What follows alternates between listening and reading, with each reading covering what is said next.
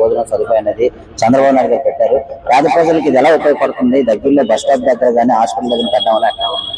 ముఖ్యంగా ఏంటంటే పేషెంట్లు వెనకాల వచ్చిన వాళ్ళు ఇది చాలా ఉపయోగం ఉందండి. పేషెంట్లకి ఒకరికి పెట్టేవారు ఇంతకు ముందు మన హాస్పిటల్లో కానీ ఎక్కడైనా సరే, కానీ పేషెంట్ ద్వారా వచ్చిన వాళ్ళకి మాత్రం బయట ఖర్చులు కానీ ఇవన్నీ జరిగి చాలా తడిసి మోపడేవి. ఇప్పుడు ఏంటంటే అన్న క్యాంటీన్ వల్ల చాలా బాగుంది. ఆ వెనకాల వచ్చిన పేషెంట్ తో పాటు వచ్చిన వాళ్ళు కూడా భోజనం దొరుకుతుందండి. గతంలో చూసినట్లయితే 5 సంవత్సరాలు జగన్మోహన్ రెడ్డి అన్న క్యాంటీన్లు ఆపేసి ఈ పిచ్చి మొక్కల కార్యక్రమాలు ఏదో పెట్టాడు. ఇది ఎలాంటి ఇబ్బంది పడ్డారు ప్రజలైతే? అన్న క్యాంటీన్ మూసివేయడం వల్ల చాలా ఇబ్బందులు పడ్డారు. ముఖ్యంగా జగన్ ప్రభుత్వం పెట్టిన పథకాలు ఏవి ఇంత తెలివిగా పెట్టలేదు. ముఖ్యంగా పేదవాడి కడుపు నింపడానికి చేసిన ఏ ఒక్క పథకం కూడా లేదు. కానీ చంద్రబాబు నాయుడు గారి ద్వారా ఇలాంటివి జరుగుతున్నాయి, చాలా మంచిది, స్వాగతించవలసిన విషయం కూడా.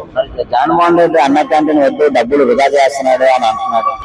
అతని పాలన అంతా ఏరండి. అదంతా ఏంటంటే డబ్బులు ఇచ్చామా తీసుకున్నాం అన్నట్టుగా చేశారు, కానీ బటన్ నొక్కామా అన్నట్టు ఉంది. కానీ చంద్రబాబు నాయుడు గారు మాత్రం ఎంత ఆప్యాయతగా కడుపు నింపేలా చేస్తున్నారు. ఇది చాలా మంచి విషయం. ఇప్పుడు మరి అన్న క్యాంటీన్ ఇంకా చంద్రబాబు నాయుడు ఇంకా పెంచుతున్నారు, ఎలా అనిపిస్తుంది? ఇది స్వాగతించవలసిన విషయం అండి. ఎందుకంటే మున్సిపాలిటీలో కాకుండా టైర్ 2, టైర్ 3 మున్సిపాలిటీలు కూడా వెళ్తున్నాయి ఈ పథకాలు. దీని ద్వారా ఏంటంటే పేదలకి మరియు అణగారిన వర్గాలకి ఇది చాలా మంచిదండి. నమ్మకం అనేది ఏర్పడింది. నమ్మకం అయితే ఏర్పడిందండి.